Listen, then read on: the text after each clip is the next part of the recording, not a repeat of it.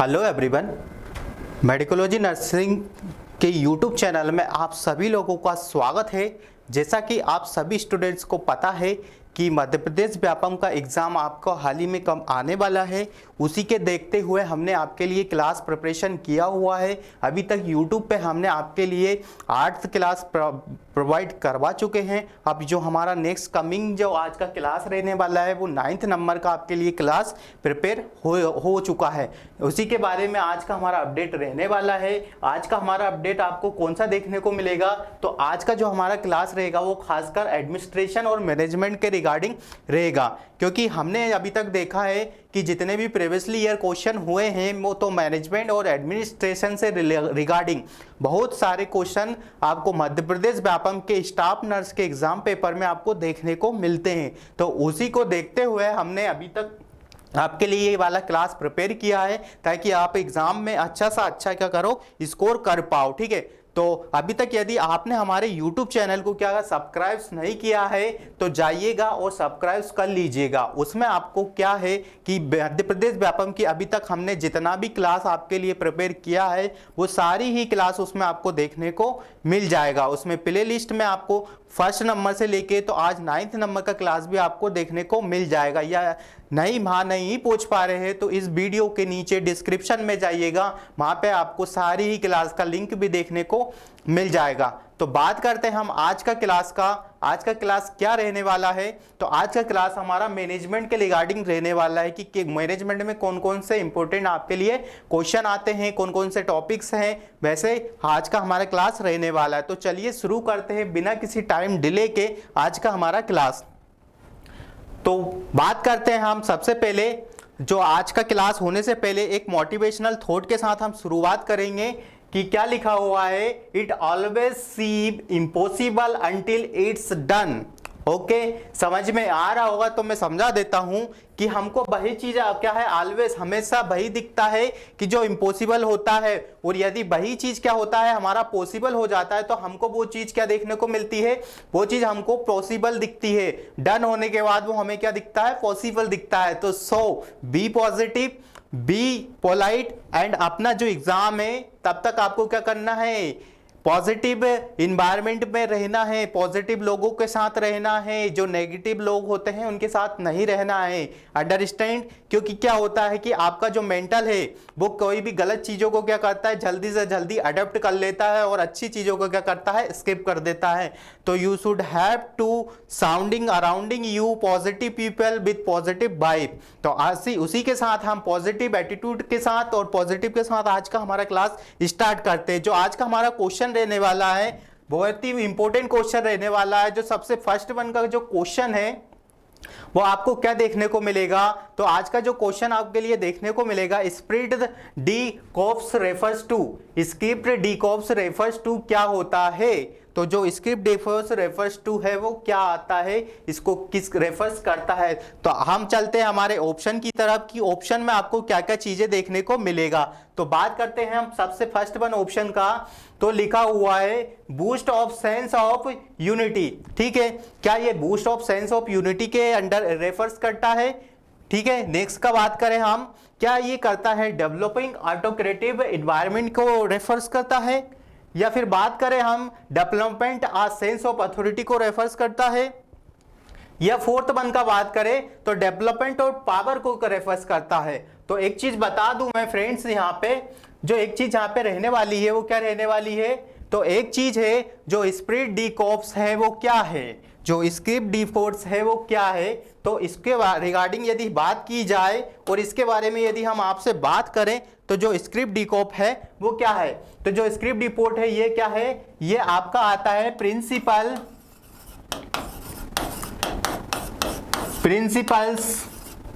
Of management. ठीक है, ये प्रिंसिपल ऑफ मैनेजमेंट के अंडर में आता है। ठीक है, क्या आता है, प्रिंसिपल ऑफ मैनेजमेंट के अंडर में आता है। ये प्रिंसिपल ऑफ मैनेजमेंट क्या होते हैं? तो प्रिंसिपल मैनेजमेंट होते हैं हमारे, प्रिंसिपल मैनेजमेंट है कि मैनेजमेंट के कितने प्रिंसिपल्स होते हैं। यदि आपसे क्वेश्चन भी पूछा जाता है एग्जाम में तो you can give the right answer कि प्रिंसिपल मैनेजमेंट कितने होते हैं, तो you give the right correct answer कि 14 प्रिंसिपल्स होते हैं। अब 14 प्रिंसिपल के रिगार्डिंग हमने आपके लिए क्वेश्चन भी प्रिपेयर किया है। यदि मैं आपको वो यहां बता दूंगा तो आप वो क्या करेंगे कि वो क्वेश्चन अच्छे से नहीं समझ पाएंगे। तो 14 प्रिंसिपल के रिगार्डिंग का ये ऑप्शन रहने वाला है। अब यदि मैं बात करूं फ्रेंड्स, तो बात करूं कि जो हमारा इसका आंसर क्या देखने को मिलेगा हमें, तो सबसे पहले क्या किया जाता है, जैसे ही आपको क्या है कि एक क्वेश्चन या मल्टीपल या एमसीक्यू दिखता है तो क्या करना होता है, सबसे पहले आपको क्या है एलिमिनेशन टेक्निक यूज करना होता है। What you know about elimination technique, की जो प्योरिटी नहीं है इस क्वेश्चन के अकॉर्डिंग, तो हमें क्या करना है, उसको रिमूव कर देना है। अंडरस्टैंड? रिमूव कर दोगे तो क्या होगा कि आपका जो लास्ट में ऑप्शन बचेगा वही ऑटोमेटिक आपका क्या रहने वाला है, आंसर देखने को मिल जाएगा। तो ज्यादा एफर्ट लगाने का जरूरत नहीं पड़ेगा और आपको करेक्ट आंसर आपको देखने को मिल जाएगा। तो बात करते हैं आप सबसे पहले स्प्रिट डिकॉप्स क्या होता है। तो boost of sense of unity क्या ये होता है, डेवलपिंग ऑटोक्रेटिव एनवायरनमेंट क्या ये होता है, या development of a sense of authority होता है, या डेवलपमेंट ऑफ पावर होता है। तो बात करूं, कोई डेवलपमेंट ऑफ पावर का कोई सिस्टम ही नहीं होता है, यहां पे कोई लेना देना ही नहीं होता है, डेवलपमेंट ऑफ पावर नाम का कुछ भी नहीं होता है। ठीक है, development of a sense of authority होता है क्या, मतलब सेंस ऑफ अथॉरिटी होता है, एक पावर आपके पास जनरेट होता है क्या वो होता है, तो ये भी नहीं होता है। ठीक है, अब बात करूं डेवलपमेंट ऑफ ऑटोक्रेटिव एनवायरनमेंट होता है क्या, तो मतलब ऑटोक्रेटिव एनवायरनमेंट का डेवलप करना स्पिरिट ऑफ डिकॉप होता है क्या, तो ये भी नहीं होता है। ठीक है, अब बचा आपके पास ए नंबर का ऑप्शन। तो मैं बात करूं जो हमारा ए नंबर का ऑप्शन है वही क्या रहने वाला है, हमारा राइट आंसर देखने को मिलेगा। क्या देखने को मिलेगा, तो ए नंबर का जो ऑप्शन है वही हमारा क्या राइट आंसर है।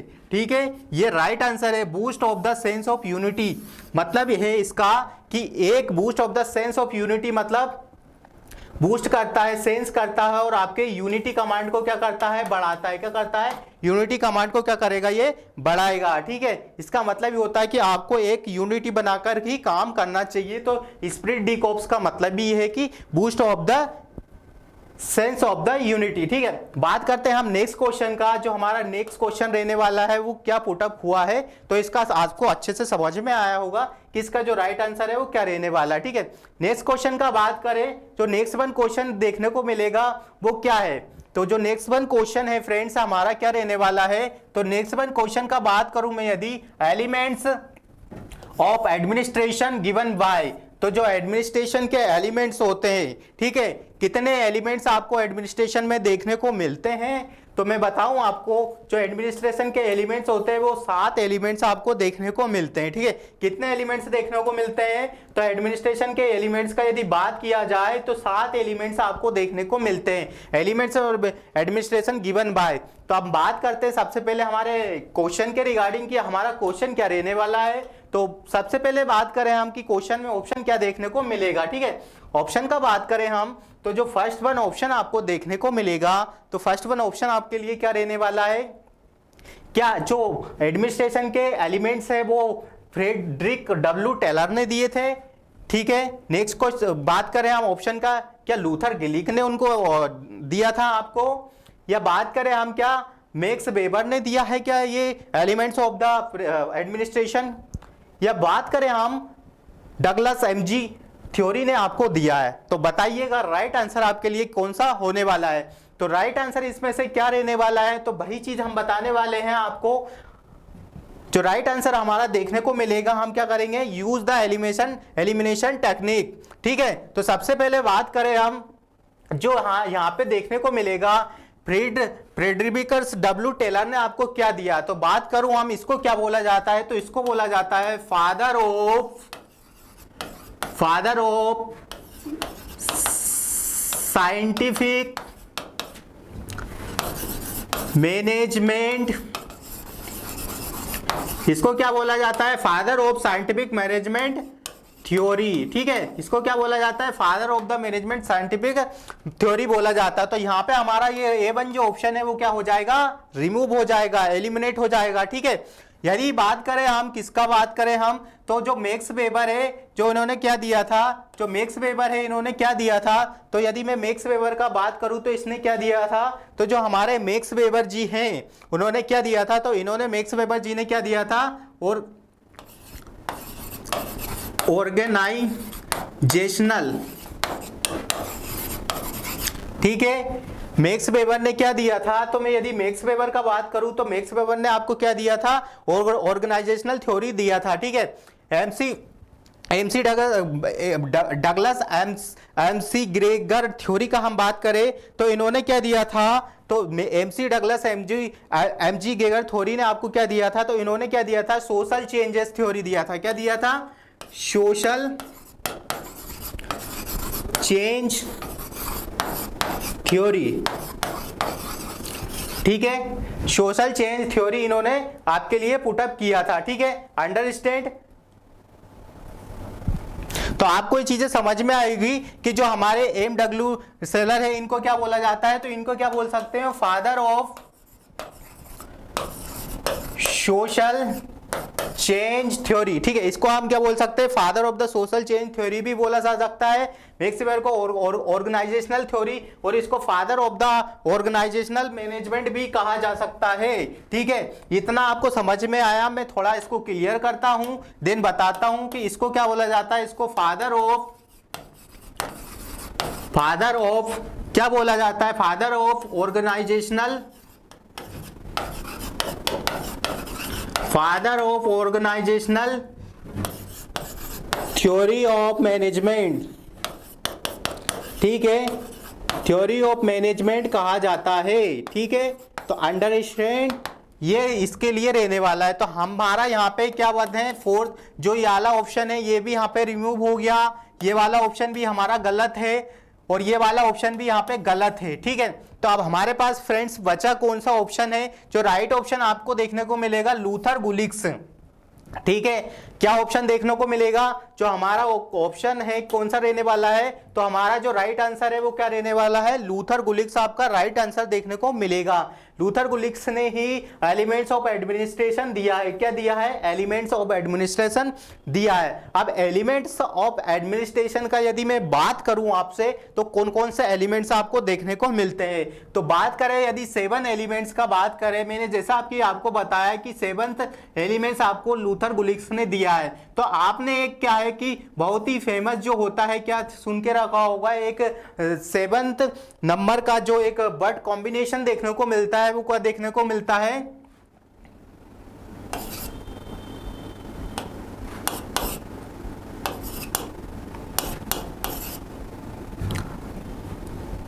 पॉडकास्ट देखने को मिलता है, ठीक है। पॉडकास्ट आपने सुन के रखा होगा कि पॉडकास्ट आपको देखने को मिलता है ना, तो वो वर्ड है यहाँ पे देखने को मिलता है, क्या देखने को मिलता है, पॉडकास्ट देखने को मिलता है। तो हम एक एक करके बात करते हैं कि ये क्या होता है। तो बात करें हम यदि एक एक करके इनका कि ये क्या होता है, तो यदि बात किया जाए कि पॉडकास्ट क्या होता है, तो बात करें हम पॉडकास्ट में क्या चीजें देखने को मिलती है। सबसे पहले इसमें क्या आता है, तो इसमें सबसे पहले आता है प्लानिंग, क्या आता है, प्लानिंग होता है, ठीक है। किसी भी वर्क को करने से पहले क्या होता है, प्लानिंग आता है। सेकंड पे बात करें हम तो ऑर्गेनाइजिंग, ठीक है फ्रेंड्स, ऑर्गेनाइजिंग है ना। और थर्ड का बात करें हम तो हमने प्लानिंग कर लिया, ऑर्गेनाइजेशन कर लिया, इसके बाद क्या करते हैं हम, स्टाफिंग करते हैं, ठीक है, स्टाफिंग करते हैं, ठीक है। देन फोर्थ पे बात करें तो क्या करते हैं, डायरेक्टिंग करते हैं, ठीक है। क्या आएगा, डायरेक्टिंग, ओके, ठीक है, डायरेक्टिंग आएगा। इसका जो पोस्ट कार्ड होता है वो क्या है, एलिमेंट्स के कौन कौन से आते हैं, आपको डायरेक्टिंग देखने को मिलेगा, ठीक है। अब बात करें हम, फोर्थ हो गया, फिफ्थ कौन सा देखने को मिलेगा आपको, तो फिफ्थ वाला जो आपको देखने को मिलता है कौन सा देखने को मिलेगा, डी फॉर डायरेक्टिंग हो गया, पी फॉर प्लानिंग हो गया, ओ फॉर ऑर्गेनाइजेशन हो गया, एफ फॉर स्टाफिंग हो गया, और डी फॉर आपका क्या हो गया, डायरेक्टिंग हो गया। अब बात करें हम, जो हमारा आता है CO करके आता है, कोडिंग आता है, तो उसको क्या बोलते हैं, कोऑर्डिनेटिंग, क्या बोलते हैं उसको, कोऑर्डिनेटिंग कहा जाता है, ठीक है। क्या कहा जाता है, कोऑर्डिनेटिंग कहा जाता है, जो है ना, ठीक है। अब बात करें हम 6 का, तो कोऑर्डिनेटिंग हो गया आपका, डायरेक्शन हो गया, फिर इसके बाद आता है जो हमारा सबसे लास्ट वाला ऑप्शन देखने को मिलता है, वो हमारा बजटिंग देखने को मिलता है, ठीक है। कौन सा देखने को मिलता है? तो जो लास्ट हमारा जो ऑप्शन आपको देखने को मिलता है वो क्या देखने को मिलता है? बजट देखने को मिलता है। शायद इस पे एक ऑप्शन हमारा मिसिंग हो रहा है, ठीक है। कौन सा ऑप्शन मिसिंग हो रहा है? तो पॉडकास्ट में आपको देखने को मिलेगा प्लानिंग हो जाता है, ऑर्गेनाइजेशन हो जाता है, स्टाफिंग, डायरेक्टिंग, कोऑर्डिनेटिंग और आपका बजटिंग देखने को मिलता है, ठीक है। तो ये हो गए हमारे 7th एलिमेंट्स, एक मिसिंग है। तो आने वाले ऑप्शन में हम उसको कवर करने वाले हैं कि आपको पॉडकास्ट में क्या क्या देखने को मिलता है, ठीक है। आपको पॉडकास्ट होता है उसमें क्या क्या देखने को मिलता है, ठीक है। तो बात करते हैं हमारे यहाँ से आपको भी बहुत सारे एमसीक्यूज प्रिपेयर हो गए होंगे। एक एमसीक्यू के साथ लगभग आपके 1 से लेके तो 10 एमसीक्यू क्या हो जाते हैं? प्रिपेयर हो जाते हैं, ठीक है। बात करते हैं हम नेक्स्ट क्वेश्चन का कि नेक्स्ट ऑप्शन में हमारे लिए क्या रहने वाला है, ठीक है। चलिए मिलते हैं न्यू क्वेश्चन पे कि न्यू क्वेश्चन हमारे लिए क्या रहने वाला है। तो न्यू क्वेश्चन का बात करें हम, जो न्यू क्वेश्चन रहने वाला है, देखिए उसी का हम बात कर रहे थे हम कि क्या रहने वाला है। जो पॉडकास्ट होता है, ठीक है, जो पॉडकास्ट होता है वो क्या होता है, ठीक है। जो नेक्स्ट क्वेश्चन हमारा पॉडकास्ट के रिगार्डिंग ही आ गया है। तो इसमें आपसे पॉडकास्ट का पूछा हुआ है कि S4 क्या होता है, S4 क्या डिनोट करता है, क्या S4 क्या डिनोट करेगा। तो हम ऑप्शन का बात करते हैं कि आपको क्या क्या ऑप्शन देखने को मिलेगा, ठीक है। जो ए स्कोप होता है वो क्या डिनोट करता है, ठीक है। बात करें अब नेक्स्ट का कि इसमें ऑप्शन में क्या क्या ऑप्शन देखने को मिलेंगे आपके। क्या जो एस होता है वो क्या करता है? स्किल के लिए रहता है क्या? या फिर जो हमारा एस स्टैंड करता है वो स्टाफिंग के लिए स्टैंड करता है क्या? या स्टैंडर्ड डेवलपमेंट के लिए स्टैंड करता है क्या? या फिर बात करें हम हमारा तो सिक्योरिटी के लिए स्टैंड करता है। तो पॉडकास्ट का मैंने आपको बताया है कि पॉडकास्ट में आपको क्या देखने को मिलेगा। तो जो हमारा एस है वो किसको डिनोट करता है? तो मैंने अभी हाल ही में आपको बताया है कि जो एस होता है वो किसको डिनोट करता है फ्रेंड्स? तो वो स्टाफिंग को करता है। किसको करता है? स्टाफिंग को करता है, स्किल को नहीं करता है, डेवलपमेंट को नहीं करता है, सिक्योरिटी को नहीं करता है, ठीक है। जो राइट आंसर आपका क्या चला जाएगा? तो जो राइट आंसर है वो आपका स्टाफिंग चला जाएगा, ठीक है। पी फॉर प्लानिंग हो गया, ठीक है, पी फॉर प्लानिंग हो गया, ओ फॉर ऑर्गेनाइजेशन हो गया, एस फॉर स्टाफिंग हो गया, डी फॉर क्या था? डी फोर क्या देखने को मिले था आपको? डी फोर डायरेक्टिंग या डायरेक्टिंग मिल गया था। फिर भाई बात करें हम सी ओ क्या देखने को मिले था? कोऑर्डिनेटिंग देखने को मिलेगा। आर फोर क्या देखने को मिले था? और बी फोर बजटिंग देखने को मिल गया था। आर फोर का क्या होता है कि क्या बोलते हैं इसको? आर फोर का रिम्यूनरेशन देखने को मिलता है, ठीक है। क्या देखने को मिलता है आपको? तो आर फोर के लिए देखने को मिलता है, ठीक है।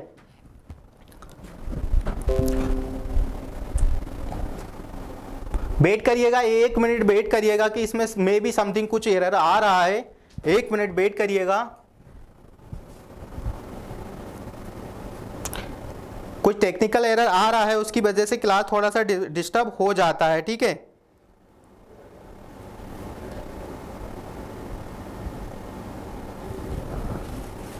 Okay done. शायद साउंड इज ऑडिबल हो रहा है या नहीं हो रहा? हेलो, ठीक है ठीक है, ओके ओके डन। तो यहाँ पे देखने को मिलेगा इन द पॉडकास्ट में आपको देखने को मिल गया, ठीक है। अब बात करें हम हमारा नेक्स्ट क्वेश्चन क्या रहने वाला है। तो जैसा हमारा क्या होता है यहाँ पे मिसिंग हो रहा था, तो जो हमारा आर किसको डोनेट कर रहा था? ओ वेट, तो आर हमारा फ्रेंड्स किसको करता है? हम जब भी कोई सा काम वगैरह करते हैं तो क्या करते हैं? हम रिपोर्टिंग करते हैं। तो ठीक है, यहाँ पे हमारा पॉडकास्ट के रिगार्डिंग क्वेश्चन यहाँ पे कंप्लीट हो गया। पॉडकास्ट में क्या होता है फ्रेंड्स, उसमें देखिए मैं आपको थोड़ा बता देता हूँ कि इसमें आपसे क्या पूछा जाएगा। मैंने जैसा बताया है उसमें हो सकता है बेशक ऑप्शन ना देखने को मिले, बट आपको क्या है कि एक क्वेश्चन दे दिया जाएगा पॉडकास्ट रिगार्डिंग और पूछ लिया जाएगा कि इसमें से कौन कौन सा ऑप्शन आपका ये राइट होता है, ठीक है। एक्सपेक्ट और एक्सपेक्ट के क्वेश्चन, एक्सपेक्ट और एस्पेक्ट है ना, एक्सपेक्ट और एस्पेक्ट के क्वेश्चन आपको देखने को मिल सकते हैं। तो यदि आपको ये चीजें पता होगी तो क्या करेंगे आप? अच्छे से क्या कर सकते हैं? पुटअप अपना राइट आंसर क्या कर सकते हैं? पुटअप कर सकते हैं। नेक्स्ट क्वेश्चन पे बढ़ते हैं हम। हमारा नेक्स्ट क्वेश्चन क्या रहने वाला है? तो administration elements of given by Luther Gulick's, ये हमारा हो गया है, पॉडकास्ट भी हो गया है। देन बात करें हम नेक्स्ट का, हाँ तो जो नेक्स्ट क्वेश्चन आपको देखने को मिलेगा, वेरी वेरी इंटरेस्टिंग क्वेश्चन है, ये हमारा एडमिनिस्ट्रेशन का क्वेश्चन आपके लिए पुटअप हुआ है। बात करें हम कि in India BSc nursing programme was started in RK college in the year of, कौन से ईयर में हमारा जो बीएससी नर्सिंग प्रोग्राम है वो कब स्टार्ट किया हमारे इंडिया में। मैं नर्सिंग का बात करूं, क्वेश्चन या अपन एग्जाम से रिलेटेड या हट के बात करें तो आपके लिए ये कॉलेज जनरल नॉलेज के लिए काफी इंपॉर्टेंट होने वाला है। तो बात करें हम कि बीएससी जो नर्सिंग होता है हमारा 4 ईयर क्या होता है, 4 ईयर का कोर्स आपको देखने को मिलता है, ठीक है। आप में से ही बहुत सारे स्टूडेंट कुछ जीएनएम करके आए होंगे, कुछ बीएससी करके आए होंगे, तो आपको ये चीजें पता होना चाहिए कि हमारा जो हमने बीएससी नर्सिंग किया हुआ है वो कौन से ईयर में होता है। आरके कॉलेज क्या होता है, तो जो आरके जो कॉलेज है वो हमारा क्या है, राजकुमारी अमृतराव कौर होता है। क्या है, राजकुमारी अमृतराव कौर होता है, आरके कॉलेज ही है जो। और एक और होता है सीएमसी बेलोर, ठीक है। सीएमसी क्या होता है, सीएमसी बेलोर। यहाँ पे सबसे पहले क्या हुआ था आपका बीएससी नर्सिंग क्या हुआ था, स्टार्ट हुआ था, ठीक है। बीएससी नर्सिंग का बात करूं इंडिया में तो सबसे पहले यहाँ पे स्टार्ट हुआ था। तो हम हमारे ऑप्शन की तरफ चलते हैं कि क्या क्या कौन कौन से ऑप्शन देखने को मिलेगा। क्या आपका जो बीएससी नर्सिंग है फ्रेंड्स वो आपको कब देखने को मिले था, क्या 1942 में आपका स्टार्ट हुआ था, या फिर मैं बात करूं कि 1943 में आपका स्टार्ट हुआ था, या मैं बात करूं कि 1946 में स्टार्ट हुआ था, या 1959 में आपका स्टार्ट हुआ था। तो which one is the correct right answer, बताइएगा कि राइट आंसर इसमें आपको कौन सा देखने को मिल रहा है। तो भाई चीज करते हैं हम, सबसे पहले क्या करते हैं कि एलिमिनेशन टेक्निक यूज कर लेते हैं, जिससे क्या होगा हमारे राइट आंसर आपको हमारे सामने ऑटोमेटिकली देखने को मिल जाएगा।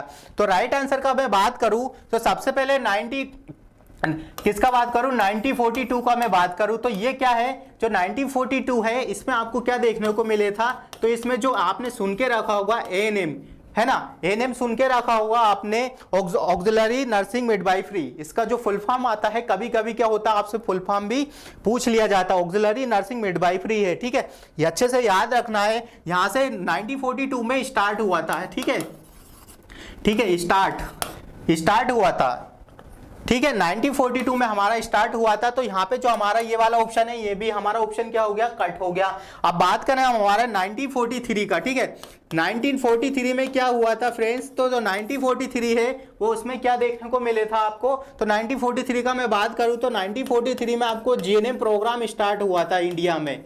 क्या हुआ था, जीएनएम प्रोग्राम स्टार्ट हो चुके थे इंडिया में 1943 में। जो 1943 में आपके जो पहले के जो जीएनएम प्रोग्राम स्टार्ट हुए थे वो कौन से ईयर तक हुए थे, तो उसमें 3.5 ईयर में आपको प्रोग्राम क्या था, रन होता था, ठीक है। ये प्रोग्राम आपको देखने को मिला था। तो यहाँ पे भी हमारा जो ये वाला ऑप्शन है, ये वाला ऑप्शन भी यहाँ पे क्या हो गया, कट हो गया, ठीक है। अब बात करें हम हमारा 1956, ठीक है। तो 1956 का यदि मैं बात करूं कि हमारा 1956 में कौन सा प्रोग्राम स्टार्ट हुआ था, तो सबसे पहले जो प्रोग्राम स्टार्ट हुआ था 1956 में तो एमएससी नर्सिंग, ठीक है, मास्टर इन नर्सिंग में आपका प्रोग्राम 1956 में क्या हुआ था, स्टार्ट होने लग गए थे, ठीक है।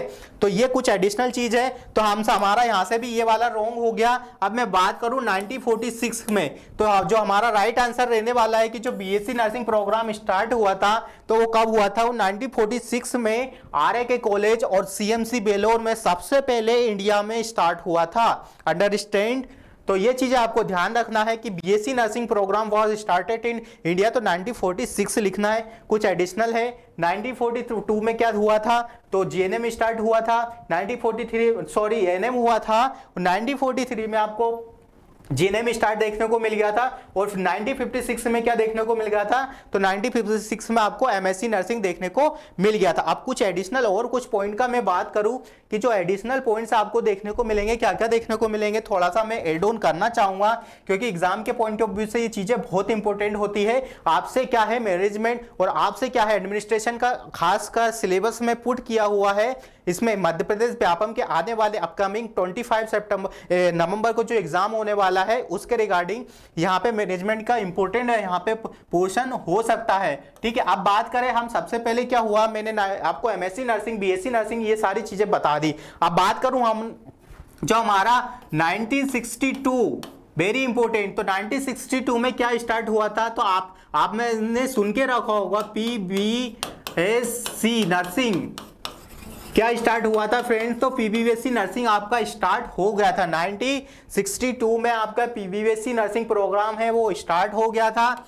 यही बात करूं मैं 1943 हो गया, 1986, इससे पहले मैं कुछ एड और करता हूँ। 1985 में क्या हुआ था? तो 1985 में आपने सुन के रखा होगा, इग्नो का नाम सुन के रखा है क्या?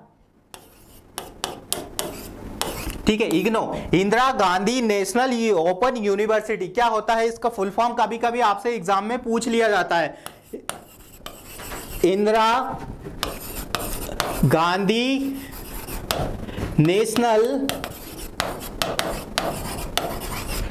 Gandhi national open university. Okay, understand? तो इसका जो राइट आंसर वो देखने को मिलेगा, इसका जो फुल फॉर्म है वो कौन सा देखने को मिलेगा आपको? तो Indira Gandhi national open university इसका क्या रहने वाला है आपके लिए? रहने वाला है। अब बात करूं हम नेक्स्ट का कि और क्या क्या चीजें आपको देखने को मिली थी। तो और चीजें का यदि मैं बात करूं तो और चीजें क्या देखने को मिली थी आपको? तो 1986 का मैं यदि बात करूं, 1986 में आपके लिए नर्सिंग प्रोफेशन में क्या स्टार्ट हुआ था? तो आपने सुन के रखा होगा एमफिल। जो एमफिल हुआ था, ठीक है, एमफिल जो स्टार्ट हुआ था, एमफिल जो होते हैं वो 1986 में आपके स्टार्ट देखने को मिले थे। ठीक है, अब वही बात करूं मैं, एमफिल हो गया, फिर उसके बाद बात करूं मैं 1992। ठीक है, जो 1992 है वो क्या प्रोग्राम स्टार्ट हुआ था? तो 1992 में आपका क्या प्रोग्राम स्टार्ट हो गया था? पीएचडी आपको जो होता है ना, पीएचडी नर्सिंग, ठीक है, जो पीएचडी नर्सिंग होता है वो यहाँ पे क्या हो गया था? स्टार्ट हो गया था। ठीक है, अंडरस्टैंड? तो ये कुछ चीजें हैं, एडिशनल है, नर्सिंग प्रोफेशन से रिलेटेड आपको क्या है पता होना चाहिए कि क्या क्या नहीं होता है और क्या क्या होता है। ठीक है, और मैं 1988 का बात करूं तो आपको सभी को पता है क्या होता है? WHO होता है। ठीक है, सन्स के रिगार्डिंग का आपको क्वेश्चन देखने को मिल सकते हैं।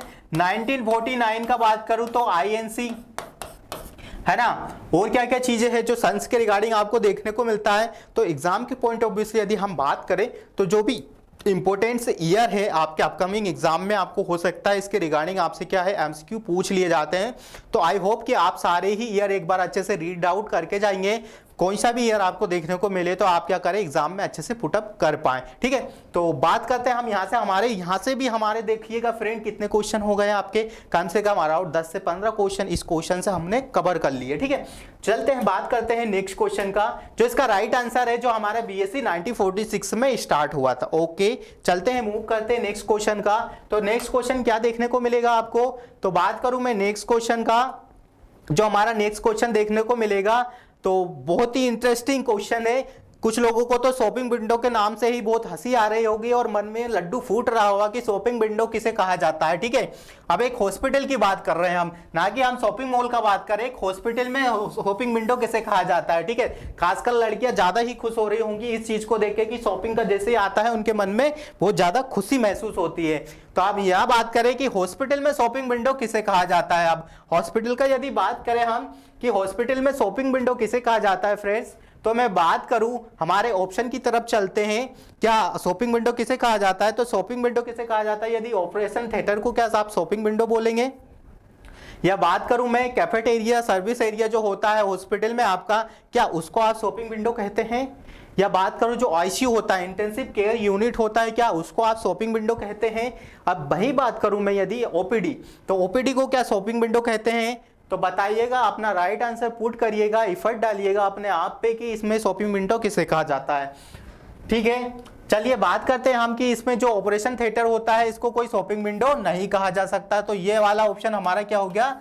राइट आंसर नहीं है, क्योंकि जो ऑपरेशन थिएटर होता है ना फ्रेंड्स, वो ऑपरेशन थिएटर आपका बहुत ज्यादा हॉस्पिटल के अंदर इनसाइड होता है। क्या होता है? इनसाइड आपको देखने को मिलता है। ठीक है, वहां पे क्या होता है? रेस्ट्रिक्टेड एरिया होता है, मतलब नॉर्मल पर्सन वहां पे एंट्री नहीं कर सकता। क्या नहीं कर सकता है? एंट्री नहीं कर सकता है। ठीक है, यहाँ पे क्या होता है, ऑपरेशन में आपको क्या क्या चीजें देखने को मिलती है। तो ऑपरेशन रिगार्डिंग यहाँ से आपसे क्वेश्चन पूछे जाते हैं कि लेआउट कौन सा होता है ऑपरेशन का। ठीक है, और बात करूं यदि ऑपरेशन थिएटर का बात करूं तो इसका टेम्परेचर क्या पूछा जाता है, टेम्परेचर आपसे पूछा जाता है।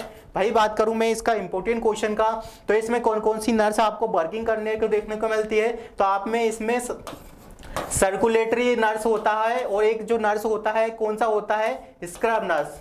ठीक है, दो नर्स इसमें इंपॉर्टेंट होती है। और भाई बात करूं सर्कुलेटरी नर्स, जो सर्कुलेटरी नर्स होती है, जो स्क्रब नर्स होती है। ठीक है, सर्कुलेटरी नर्स होता है और एक स्क्रब नर्स होता है। ठीक है, बात करूं मैं सर्कुलेटरी नर्स होता है वो क्या करता है। जो सर्कुलेटरी नर्स होता है, बात करूं यहाँ पे यदि इंपॉर्टेंट आ ही गया है तो हम इंपॉर्टेंट को कैसे छोड़ सकते हैं। ठीक है, बात करूं सर्कुलेटरी,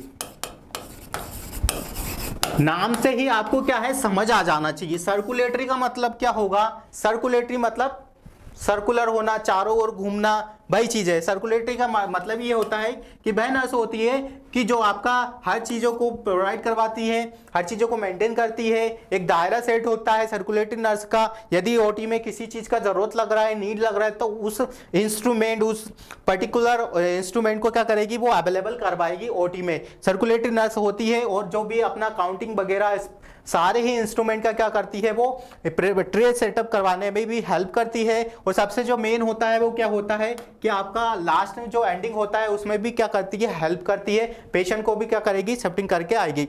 भाई बात करते हैं स्क्रब नर्स। ठीक है, स्क्रब नर्स क्या होती है, जो स्क्रब नर्स होती है वो क्या करती है, जो स्क्रब नर्स होती है वो डायरेक्टली, ठीक है, डायरेक्टली वर्क विद सर्जन, है ना। डायरेक्टली वर्क विद सर्जन मतलब जहां पे ओटी होने वाला है आपका, वहां पे क्या करती है, वो वर्क करती है, सर्जन को असेस करती है। ठीक है, वो चीजें करती है। जो सर्कुलेटरी नर्स होता है वो सर्जन के गाउन को प्रिपेयर भी करवाती है। ठीक है, अच्छे से ध्यान रखना। वो जो सर्कुलेटरी नर्स होती है, जो स्क्रब नर्स होती है, इसका रिस्पॉन्सिबिलिटी काफी आपको देखने को मिलता है। इसका स्पंज काउंटिंग वगैरह में हेल्प करता है। और इनको क्या होता है, एक दायरा मेंटेन होता है पूरा, वो आपको मेंटेन करके रखना है। स्टेराइल फील्ड होता है वो भी इनको मेंटेन करके रखना होता है। ठीक है, और जो भी इंस्ट्रूमेंट है, जो पासिंग इंस्ट्रूमेंट है, इसमें से एक इंपॉर्टेंट क्वेश्चन आपसे बनता है कि एमसीक्यू का यदि बात करें, इंपॉर्टेंट है कि जो इंस्ट्रूमेंट पासिंग होता है, ठीक है, इंस्ट्रूमेंट जो पासिंग होता है वो सर्जन को कौन देता है, तो सर्जन को कौन देता है, तो सर्कुलेटरी जो नर्स होता है हमारा, सर्कुलेटरी जो नर्स होता है वो इंस्ट्रूमेंट को किसको, सर्जन को पास करता है। तो कुछ एडिशनल चीजें हैं आपको पता होना चाहिए एग्जाम के पॉइंट ऑफ व्यू से, ये भी खास इंपॉर्टेंट आपके लिए होने वाला है। ठीक है, बात करें हम नेक्स्ट का, हमारे चलते हमारे क्वेश्चन की ओर। तो कैफेटेरिया नहीं होगा। आईसीयू क्या होता है, आईसीयू आपको पता ही है, यदि आपने वर्क किया हॉस्पिटल में तो इंटेंसिव, ठीक है, इंटेंसिव केयर यूनिट। ठीक है, आईसीयू क्या होता है, तो फ्रेंड्स आईसीयू को क्या बोला जाता है, इंटेंसिव केयर यूनिट बोला जाता है। बहुत ही इंपॉर्टेंट है। इसमें कभी कभी क्या होता है, आपसे पेशेंट और रेशियो पूछ लिया जाता है, तो इंपॉर्टेंट है ना। नर्स और patient ratio, patient nurse ratio, है ना, पेशेंट नर्स रेशियो। ठीक है, ये इंपॉर्टेंट है आपके लिए, क्योंकि है ना कभी कभी एग्जाम में आपसे पूछ लिया जाता है। तो जो एक नर्स होती है ना, अपने आईएनसी के रिगार्डिंग यदि मैं बात करूं तो वन नर्स एक वन पेशेंट पे क्रिटिकल यूनिट में आपको काम करने को दिख रही है। अकॉर्डिंग टू आईएनसी नॉर्म के अकॉर्डिंग बता रहा हूं मैं, हॉस्पिटल का बात नहीं कर रहा हूं। जो नॉर्मल लोकल हॉस्पिटल होते हैं अपने प्राइवेट वगैरह या गवर्नमेंट की बात करूं तो वहां पे ऐसा नहीं होता है। वहां पे तो आपसे बहुत ज्यादा वर्क करवा लिया जाता है। ठीक है, तो ये कुछ चीजें एडिशनल है, आपको पता होना चाहिए। ठीक है, बात करते हैं हम नेक्स्ट का। तो हमारा जो आंसर रहने वाला है, मैं बताऊं, ओपीडी आपका राइट आंसर रहने वाला है। ठीक है, जो इसका राइट आंसर क्या देखने को मिलेगा, आपका ओपीडी देखने को मिलेगा। अब ओपीडी का मैं बात करूं, ओपीडी क्या होता है, आउट पेशेंट डिपार्टमेंट। ठीक है, आउट पेशेंट इसका डिपार्टमेंट का नाम इसका रहने वाला है। ठीक है, आउट पेशेंट डिपार्टमेंट होता है। अब आउट पेशेंट डिपार्टमेंट में भी एक नर्स होती है। अब पर्टिकुलर यदि आपसे नर्स का रेशियो पूछा जाता है कि एक ओपीडी में जो नर्स वर्क करते हैं वो कितने पेशेंट को दिन में अटेंड करती है। ठीक है, कितने पेशेंट को वो क्या करती है, दिन में आपके लिए अटेंड करती है। तो मैं आपको बताऊं, जो एक नर्स होती है हमारा, या नर्सिंग ऑफिसर्स बोला जाता है, जो एक एनओ होता है, वो ओपीडी में यदि वर्क करता है, किसमें, ओपीडी में वर्क करता है, तो वो क्या करेगा, उसका जो रेशियो रहेगा वो ये देखने को मिलेगा आपको, ठीक है। जो एक नर्सिंग ऑफिसर होता है वो आपको 100 ओपीडी पेशेंट को डील करता है ना। कितना करता है? 100। एक जो नर्स होता है वो 100 पेशेंट पे इन ओपीडी में वर्क करता है, ठीक है। कितना करता है? इन ओपीडी में आपको लिए वर्क करता है, ठीक है। अब बात करूं मैं और क्या चीजें होती है, तो आपको यहाँ पे देखने को मिल गई हॉस्पिटल का भी अभी कभी कभी क्या है आपसे पूछ लिया जाता है कि यदि टीचिंग हॉस्पिटल है, ठीक है, टीचिंग हॉस्पिटल है तो उसमें वार्ड का रेशियो कितना रहता है, जनरल नर्सिंग ऑफिसर्स का रेशियो कितना रहता है। और ये भाई बात करें हम यदि एक आईएनसी के रिगार्डिंग यदि मैं बात करूँ, जब हम एडमिनिस्ट्रेशन का बात कर रहे हैं तो हमको ये चीजें पता होना चाहिए कि जो हमारा एक स्टूडेंट पे कितना टीचर होता है, तो एक स्टूडेंट पे कितना होता है, तो एक स्टूडेंट पे आपका एक टीचर 10 स्टूडेंट पे क्या होता है, एक टीचर आपका होना चाहिए आईएनसी के अकॉर्डिंग, ठीक है। कितना होना चाहिए? तो एक स्टूडेंट पे आपका 10 होना चाहिए। 10 स्टूडेंट पे मतलब आपका एक टीचर क्या करना चाहिए, वर्क करना चाहिए। I understand. और टीचिंग हॉस्पिटल का यदि मैं बात करूँ ना, तो टीचिंग हॉस्पिटल का यदि बात करा जाए, जो हमारा वार्ड वगैरह का जो रेशियो रहता है वो कितना रहता है। जनरल बोर्ड का यदि बात करूं तो उसमें क्या कितना देखने को मिलता है, तो आपका देखने को मिलता है 5 देखने को मिलता है, किसी किसी बुक में आपको 6 भी देखने को मिलता है। मतलब जो एक नर्स होती है वो 5 to 6 पेशेंट को क्या करती है, डील करती है। हॉस्पिटल का बात नहीं करना है आपको, थ्योरेटिकल नहीं, थ्योरेटिकल होके ही जाना है। आपके हॉस्पिटल में क्या वर्क होता है, कैसे वहां पे वर्क होता है, हमको वो एग्जाम के पॉइंट ऑफ व्यू से याद नहीं रखना है, क्योंकि आजकल के हॉस्पिटलों में वो चीजें नहीं देखी जाती है। वहां बस ओनली आपसे काम करवाया जाता है, स्टाफिंग का कोई और मैनेजमेंट का कोई रोल अदा नहीं होता है। तो आपको ये चीजें एडमिनिस्ट्रेशन के अंदर आती है। ऐसा मत सोचिएगा कि हम क्या पढ़ रहे हैं, हो सकता है आप ये चीजें पहली बार पढ़ रहे हैं तो आपको क्या है कि थोड़ा हमका अनकंफर्टेबल लगेगा, समझ में नहीं आएगा, बट आपने आने वाले एमपी व्यापम के एग्जाम के लिए काफी इंपॉर्टेंट आपके लिए ये चीजें होने वाली है। तो आप आए हो प्लीज कोऑपरेट करिएगा और अच्छे से समझिएगा कि क्या क्या चीजें आपको देखने को मिलती है, ठीक है। ये इसका राइट आंसर आपको देखने को मिल गया, ठीक है। आई होप कि आपको क्या है इसका राइट आंसर समझ में आया होगा, चीजें हैं आपको समझ में आई होगी, ठीक है। बात करते हैं हम नेक्स्ट क्वेश्चन का। तो नेक्स्ट क्वेश्चन क्या देखने को मिलेगा, तो बात करें हम, जो हमारा नेक्स्ट क्वेश्चन है लिखा हुआ है, which philosophy believe that ultimate goal of human activities is realization of human mind of the herself, ठीक है। क्या लिखा हुआ है कि भाई कौन सी एक्टिविटी है वो अपने बिलीव करता है, अपने गोल को अटेन करता है, ultimate goal of the human activity realisation of the human mind, and अपने माइंड से क्या क्या कौन कौन सा थिंकिंग कैपेसिटी रखता है, ठीक है। क्वेश्चन पूछा है, क्वेश्चन समझ में आया होगा, नहीं समझ हो तो मैं एक बार और बता देता हूं। ऑप्शन देख लेते हैं हम, क्या उसको हम आइडियलिज्म बोला जाता है। नेक्स्ट ऑप्शन का बात करेंगे, उसको प्रेगमेटिज्म बोला जाता है। जब भाई बात करूं मैं क्या बोलता है, क्या होता है, प्रेगमेटिज्म हो गया, एक्सटेंडराइजेशन हो गया हमारा, और रियलिज्म हो गया, ठीक है। बताइएगा इसमें से आपके लिए कौन सा राइट ऑप्शन देखने को मिलेगा फ्रेंड्स। तो बात करें हम हमारे ऑप्शन के रिगार्डिंग चलते हुए कि जो इसमें राइट आंसर क्या देखने को मिलेगा, तो इसमें आपसे पूछा गया हुआ है कि भाई कौन सी फिलोसफी है जो हमारा जो पर्सन होते हैं, ह्यूमन होते हैं, वो क्या कहते हैं, realization of the mind, human minds के रिगार्डिंग का कौन सा हर सेल्फ और हिज सेल्फ के लिए देखने को मिलेगा। Which philosophy believe that ultimate goal, बताओ अपने गोल पाने के लिए कुछ कुछ क्या करता है, वो अपने माइंड में कुछ चीजें यूज करता है, सेव करता है, वो चीजें यहाँ पे आपसे पूछा गया है, ठीक है। तो चलते हैं हम नेक्स्ट भाई, सबसे पहले बात करते हैं हम क्या बात करते हैं, एलिमिनेशन टेक्निक यूज करेंगे। तो क्या बोलता है, रियलिज्म क्या होता है, जो रियलिज्म होता है वो आपका क्या करता है, रियलिटी, ठीक है, रियलिटी पर बिलीव करता है, किस पे करता है, रियलिटी पे बिलीव करता है, ठीक है। तो हमारा जो यहाँ पे ऑप्शन है ये वाला कट हो गया, ठीक है। बात करें हम प्रेगमेटिज्म, ठीक है, आपने सुन के रखा होगा, प्रेगमेटिज्म मतलब होता है प्रैक्टिकल, ठीक है, ये प्रैक्टिकल से डिपेंड होता है, ठीक है। रियलिज्म मतलब रियलिटी का होता है, प्रैक्टिकल का मतलब क्या होता है, प्रैक्टिकल पे होता है। पर प्रैक्टिकल का मतलब होता है बहुत सारी कंपनियां, बहुत सारे मैनेजमेंट सबसे पहले क्या करती है, अपना प्रैक्टिकल करवाती है। प्रैक्टिकल आपने सुन के रखा होगा, प्रैक्टिकल करवाते हैं तो सबसे अच्छे से क्या चीजें समझ में आती है, ठीक है भाई। बात करते हैं हम, अब बात करते हैं हम आइडियलिज्म की, ठीक है। आइडिया का मतलब क्या होता है, यदि मैं बात करूं हम आइडियलिज्म का, तो तो जो आइडिया का होता है, आपका आइडिया कहाँ पे जनरेट होता है, जब भी कभी आप थिंकिंग कैपेसिटी या थिंक करते हो तो सबसे पहले आप माइंड में क्या करते हो, वो चीज को सोचते हो। तो भाई ये जो हमारा इसके राइट आंसर रहने वाला है माइंड में होता है और यही हमसे पूछा गया है। ठीक है, क्वेश्चन यदि आपने पढ़ा होगा तो आपको समझ में आया होगा कि जो क्वेश्चन पूछना चाह रहा है वो क्या पूछना चाह रहा है कि जो आइडियलिज्म होता है वो क्या होता है। तो आइडियलिज्म होता है कि फिलोसफी होता है वो क्या करता है, अल्टीमेट गोल आप होता है हमारे ह्यूमन एक्टिविटीज का रियलाइजेशन करता है वो हमारे माइंड से, तो उसको ही बोलता है आइडियलिज्म, उसको बोला जाता है। ठीक है, आइडियलिज्म होता है ये नेचर ऑफ द स्टडी होता है, क्या नेचर ऑफ स्टडी। ठीक है, क्या देखने को मिलता है, नेचर ऑफ स्टडी होता है।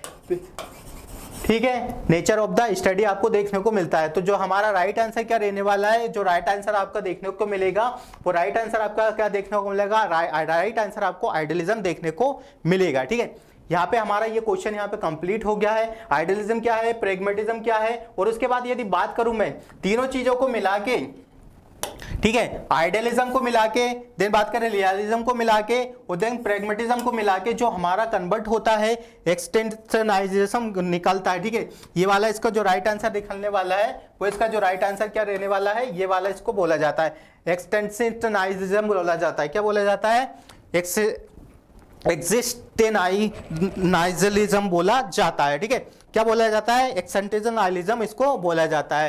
तो यहां से हमारा ये वाला भी पोर्शन यहाँ पे क्या हुआ गया, कंप्लीट हो गया फ्रेंड्स। तो आई होप आपको ये चीजें समझ में आ रही होगी। हो सकता है नई नई चीजें हैं आपको समझ में ना आए, बट क्या करना है, आपको अंडरस्टैंड करना है कि क्या चीज सही है क्या नहीं है। होपफुली आपको समझ में आना चाहिए किस टाइप का क्या देखने को मिल रहा है। ठीक है, चलिए बात करते हैं हम नेक्स्ट का कि नेक्स्ट चीजें आपके लिए क्या रहने वाली है क्या नहीं रहने वाली है। तो आई होप आपको ये क्लास, आज की जो हमारी क्लास है हम यहीं पे एंड करेंगे। इसका जो नेक्स्ट पार्ट है हमारा एडमिनिस्ट्रेशन के रिगार्डिंग का जो नेक्स्ट पोर्शन है उसको भी हम आपके सामने डील करेंगे आने वाली नेक्स्ट क्लास में। तो जब तक आप क्या करिएगा, जब तक आप हमारे मेडिकोलॉजी नर्सिंग सर्विसेज के यूट्यूब चैनल पर बने रहिएगा, और यदि क्लास और कंटेंट यदि हमारा पसंद आ रहा होगा तो आप क्या करिएगा, अपने फ्रेंड सर्कल जो भी नियरेस्ट डियरेस्ट पर्सन है जो भी एग्जाम का प्रिपरेशन कर रहे हैं उनको क्या करिएगा, इस वीडियो का लिंक ज़्यादा से ज़्यादा मैक्सिमम स्टूडेंट तक शेयर करिएगा ताकि सबको इस चीज़ का बेनिफिट मिल सके, आने वाले एग्जाम के लिए सबको क्या है नॉलेज मिल सके। ठीक है, बात करेंगे हम इसके रिगार्डिंग जो इसका सेकंड पॉइंट है, सेकंड पार्ट आने वाला है एडमिनिस्ट्रेशन, और इसका मैनेजमेंट के रिगार्डिंग का जो सेकंड है उसका हम डील करेंगे कि कौन कौन सी चीज़ें होती है और भी मैनेजमेंट में आपसे क्या क्या क्वेश्चन आंसर पूछे जाते हैं। तो जो हमारा एडमिनिस्ट्रेशन है और मैनेजमेंट का आज का जो क्लास है वो यहीं पर हमारा समाप्त होता है। आप फ्रेंड्स ज़्यादा से ज़्यादा इस मेहनत को जरूर लाइक करिएगा और अपने रिव्यूज़ ज़रूर लिखिएगा। यदि इस आपको क्लास के बारे में कुछ रिव्यूज़ देना है, कुछ एक्स्ट्रा एड ऑन करना है, यदि कुछ इंक्वायरी लग रहा है तो ज़रूर पुट करिएगा, क्योंकि देखिएगा ऐसा होता है कि यदि आप हमारा इंक्वायरी या कुछ कमेंट पुट करेंगे तो उससे क्या है हमें एनर्जी मिलेगा, है ना, एनर्जी मिलेगा, जिससे क्या होता है कि हम मोटिवेट होकर आपके लिए और अच्छे से अच्छा क्या करेंगे, कंटेंट आपके सामने और अच्छे से अच्छे क्या करेंगे, डिलीवर कर देंगे, जिससे आने वाले एग्जाम के लिए आपको वो ज़्यादा मिलेगा। तो अपना आज की क्लास का अपना रिव्यू और अपना कमेंट जरूर पुट करिएगा, जिससे क्या है कि हमको क्या मोटिवेशन मिले आपके लिए अच्छा से अच्छा करने के लिए। तो मिलते हैं नेक्स्ट क्लास में, जब तक आप बने रहिएगा मेडिकोलॉजी नर्सिंग सर्विसेज के यूट्यूब चैनल पर। तो थैंक यू सो मच दोस्तों, मिलते हैं न्यू वीडियो में, जब तक जय हिंद जय भारत।